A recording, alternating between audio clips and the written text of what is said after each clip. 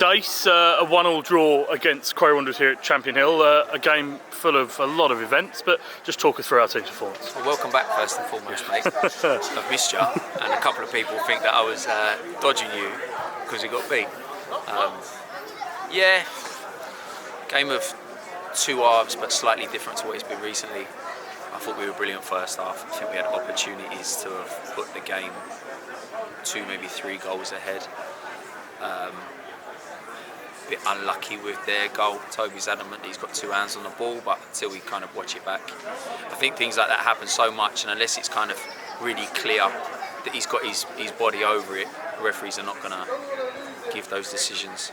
We had opportunities to then kind of enhance the lead or take the lead again, and then I think in the second half they probably had a couple of better chances than what we did, and we just said to them in there that I don't want to say they came off the game plan, but we stopped finding things that had been successful for us because Cray hadn't changed anything to stop it. So I think after recent results and the way that we've kind of dealt with the culture and getting the boys to have fun this week, it's probably actually got turned out to be a point game more than 2 drops.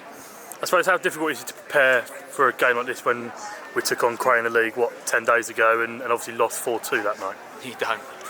It's concentrated on us because they were not going to change anything, and I think the same had the scoreline being the other way around. We didn't change anything. We saw a manner in which they set up, and we set the boys up Thursday to try and kind of bypass that, and we did that extremely well first half, and then second half they kind of just sat off.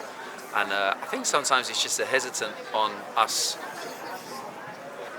probably like being then too worried when people sit behind the ball, whereas we kind of want bravery. If you give the ball away, we can stop it at source.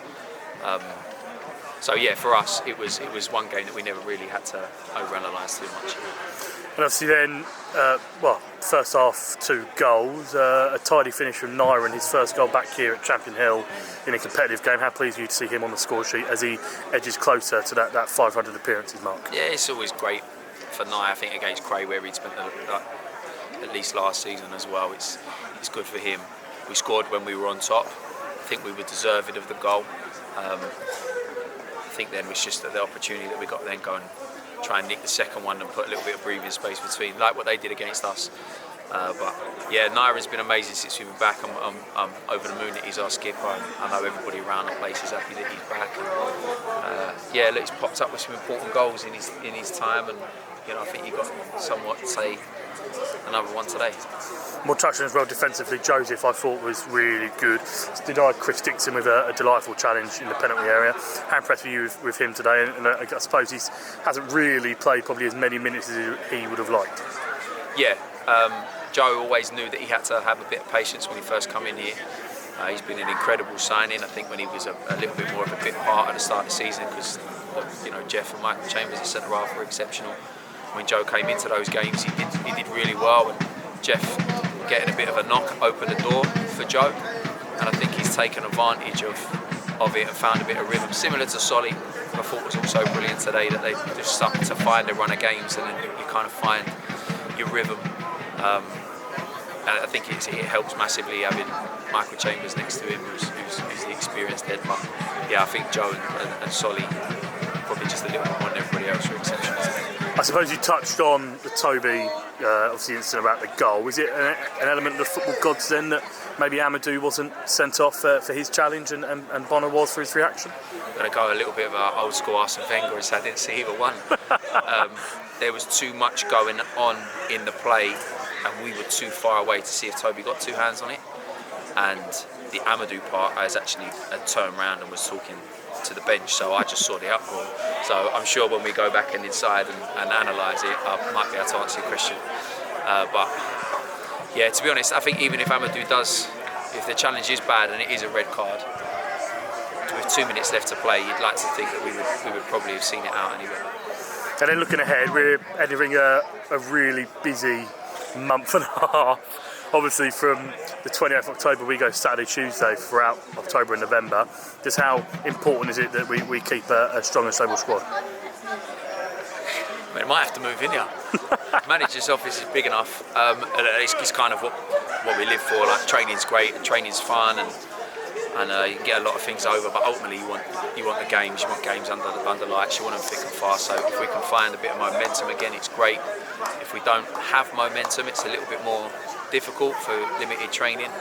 But you know, it happens every year at every club, whether you're in the cups or not. There's other teams that are going to be still in the FA Cup and still in the FA Trophy, but they're going to have rearranged fixtures. So it never changes regardless. So for us, we just said to them in there, there's probably an argument of frustration from a couple of them for not playing maybe as much as what they wanted. And I think when you then say about the importance of the squad, that can start to get a little bit boring when you're one of the ones that are maybe not playing as much as what you want. But if ever we're going to need it, it's going to be now. You know, we just said to them in there, bar probably Toby, none of them are going to be able to go Saturday, Tuesday and play 12 games in 5 weeks. So everybody's got to be ready, everyone's got to be on it. And if we can find the momentum, we could hopefully find ourselves into, you know, still in the cups and sticking in those playoff places. And obviously before that though, we've got a visit to Folkestone next weekend. We'll be their first opponents at home this season. Just how important are the fans going to be on the Kent Coast next week? Well, they love a trip to the seaside. They're important everywhere we go, and that's going to be a good game because, you know, even if we've potentially fallen out of the playoff checks, I've not seen the results. I think so. You know, you're still looking at two teams that are right up the top that are going to be challenging for the same things. And you know, Jay Saunders has done an incredible job since they've gone in there. So it's going to be a tough one on a surface that we know and that we'll be used to. And if we make a good spectacle of ourselves, we've always got a chance of winning. Perfect. Dacey, we'll leave it there and we'll catch up during the week. Cheers, mate.